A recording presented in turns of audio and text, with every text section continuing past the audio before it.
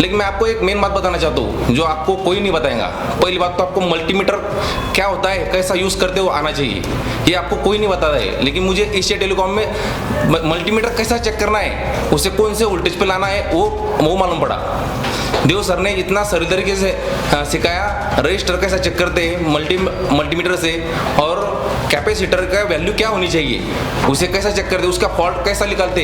देव sir ने 0 fault से कैसा चेक करना चाहिए, कैसा फॉल्ट निकालना चाहिए, एकदम सरल तरीके से बताया। उसके बाद में हमारी क्लास, देव सर की क्लास होने के बाद में 3 बजे से तो अभी 9:30 बजे तक एमडी सर ने वही जो देव सर ने हमें जो थ्योरी सिखाई उसके ऊपर प्रैक्टिकल किया, और प्रैक्टिकल इतना परफेक्ट किया सर ने कि एक एक डायोड कैसा जाता है, उसकी लाइनिंग क्या होती है, उसका जीआर कैसा चेक करना चाहिए, और जीआर ना आए और मल्टीमीटर से आप कैसा फॉल्ट निकाल सकते हैं। आज तक आप उसके Average people talk normal.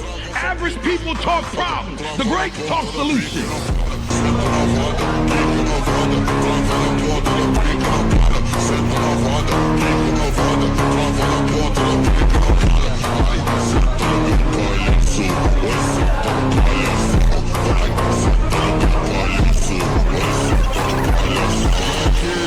Average people talk normal. Average people talk problems. The great talk solutions.